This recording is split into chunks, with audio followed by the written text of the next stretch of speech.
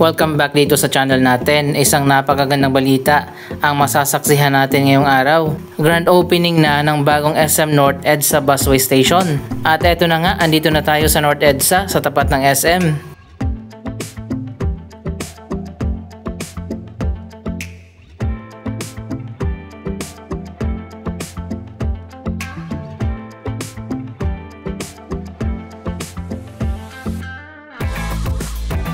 Wow, finally tapos na talaga ang construction sa pinaka-modern na busway station dito sa ating bansa.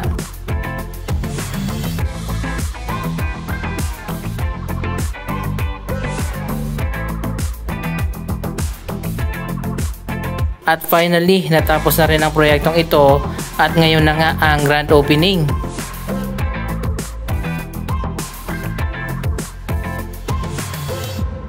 Wow, ang ganda na oh, tingnan nyo guys.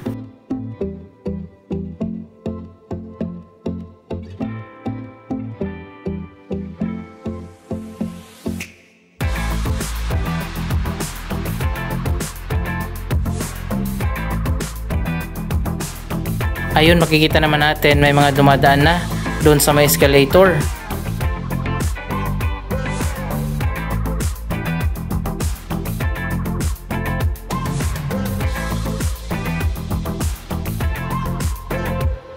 Pati na rin dito sa may hagdanan, pwede nang dumaan.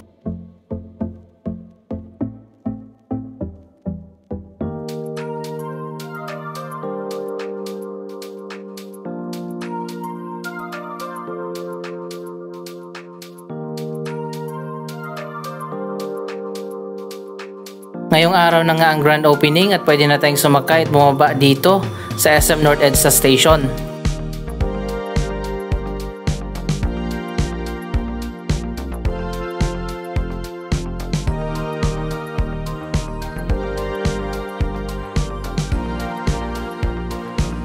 Pati dito sa gitna tapos na rin yung mga escalator, pati na yung elevator.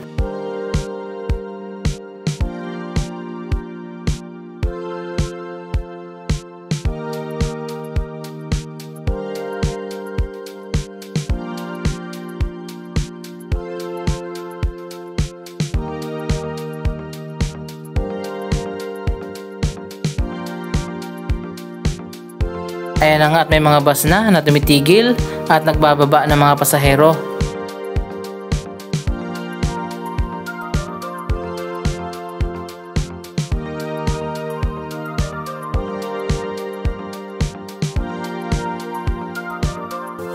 Dito kasi sa dulo ang babaan at sakayan ng mga commuters.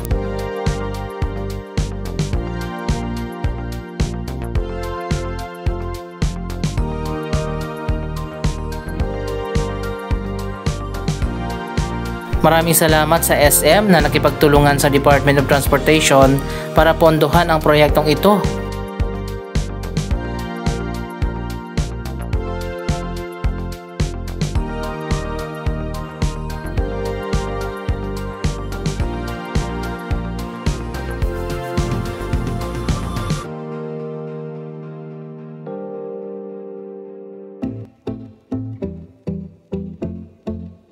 Subukan na natin sumakay dito sa bagong EDSA Busway Station.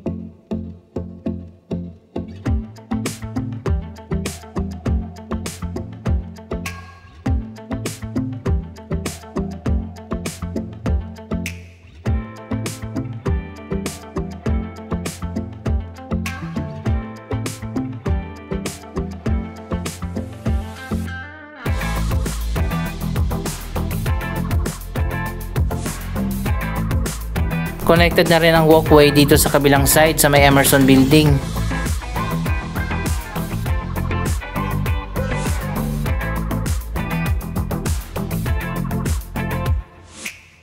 Yung elevator dito nakasarado pa, ibig sabihin hindi pa tayo pwedeng sumakay dyan.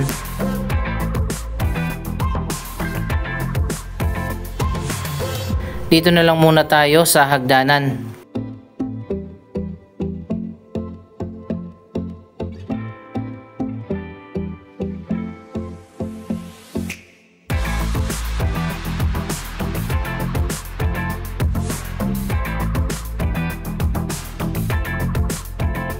Wow, ang ganda na pala dito. Tingnan nyo guys, oh.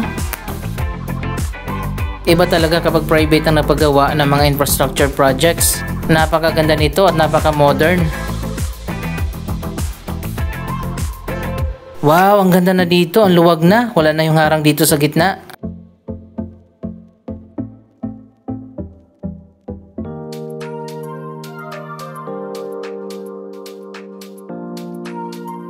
Mas maliwalas din dito at maliwanag dahil nga glass ang ginamit nila.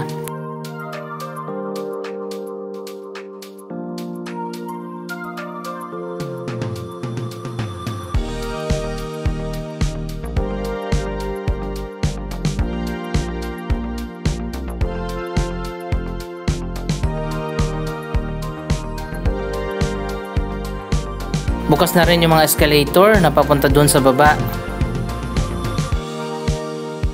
Ganon din dito sa kabila, oh, napakaliwanag.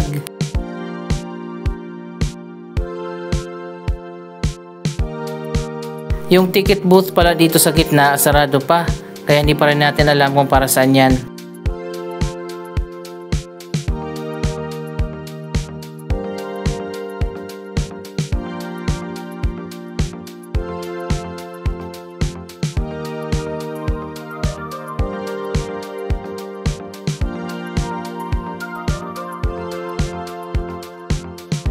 So ayan guys, subukan na nating sumakay dito sa bagong SM North EDSA Busway Station.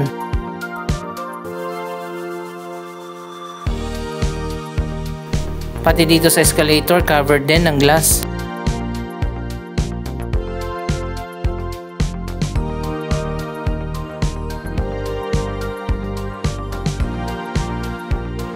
Dito pala yung pababa na escalator at yung doon sa gitna naman yung paakyat.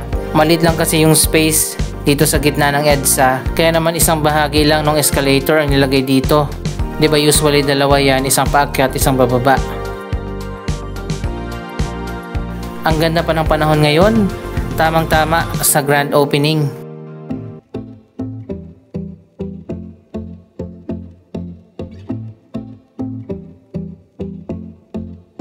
Wow, ang ganda na pala dito. Tingnan nyo. Connected na rin yung walkway sa SM North Sky Garden.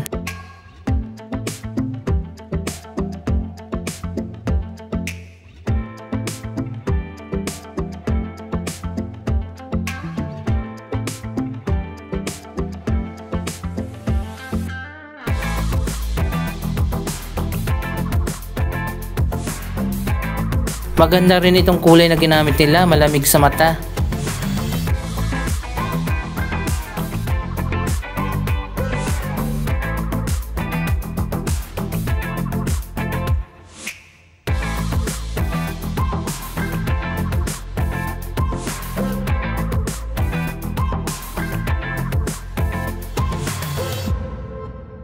Medyo masikip pero pwede na, wag lang magsabay-sabay yung mga tao na dadaan dito.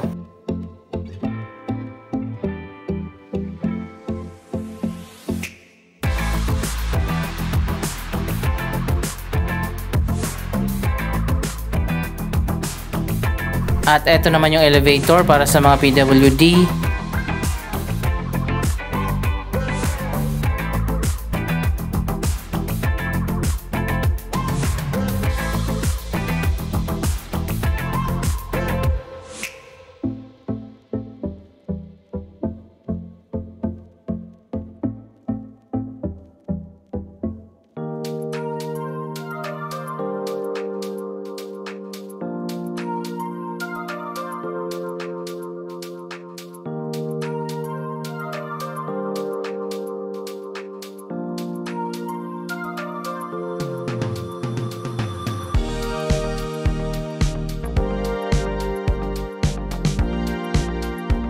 At dito nga sa unahan yung paakyat naman na escalator.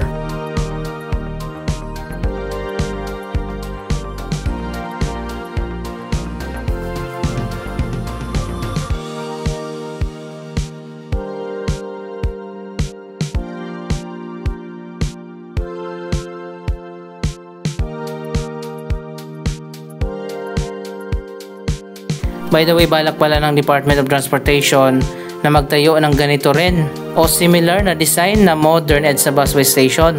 Sa natayuan nila dyan, sa may Cubao, sa may crossing, saan pa ba mga lugar na wala pang EDSA busway station?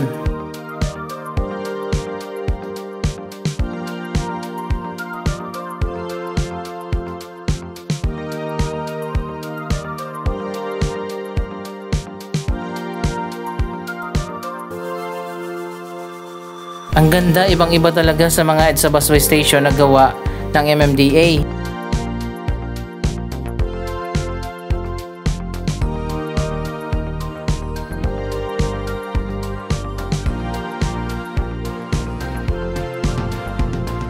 So ayun guys, nandito na tayo sa dulo. Dito na nagbababa at nagsasakay ng mga commuters.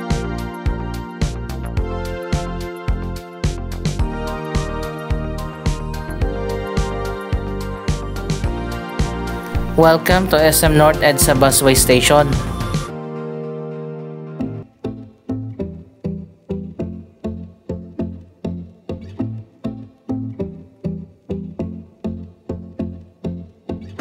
At eto na nga, finally nakasakay na tayo. Sa wakas may sakayan na rin dito sa may SM North. Ang layo kasi ng lalakarin kung doon ka bababa sa may Trinoma.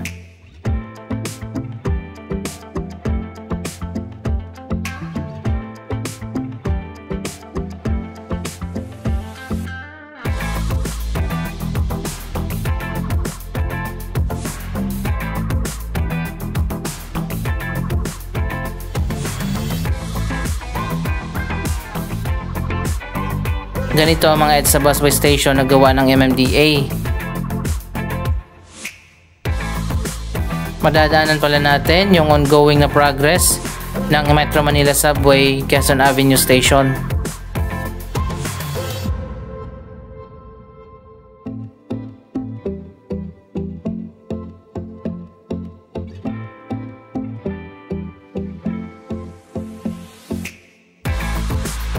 Andito na tayo sa Ortigas Station ng EDSA Busway. Ngayong tapos na nga yung SM North EDSA Busway Station, dito naman sa tapat ng SM Mega Mall, sinisimulan na nga na itayo ang modern EDSA Busway Station.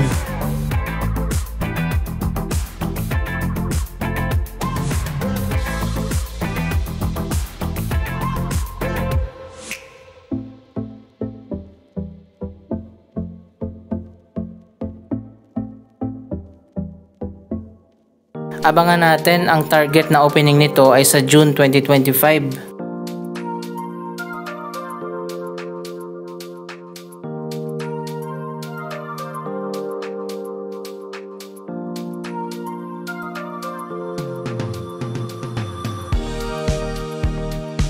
Ganito nga ang design ng mga station na gawa ng MMDA.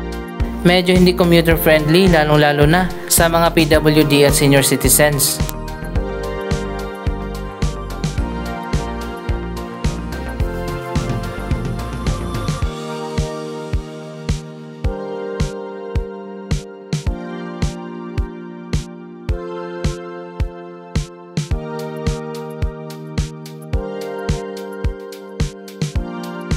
Ito yung mga unang station na naipatayo, walang escalator at walang elevator.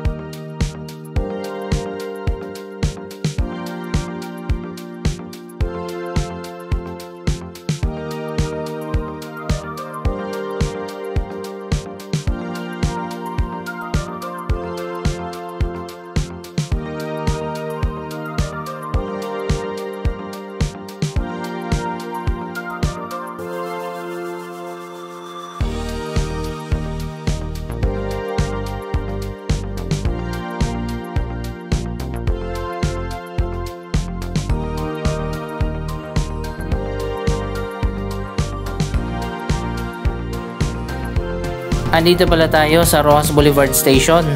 Dito na yan sa tapat ng Double Dragon Plaza.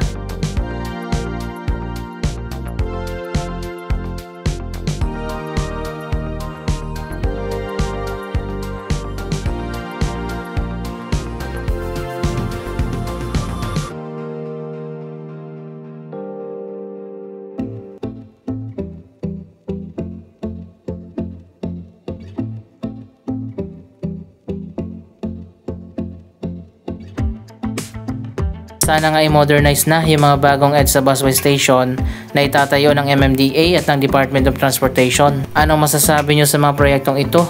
Mag-comment lamang dyan sa baba ng inyong mga reaksyon. Maraming salamat sa inyong panonood. Huwag kalimutan na mag-subscribe for more updates. Thank you for watching.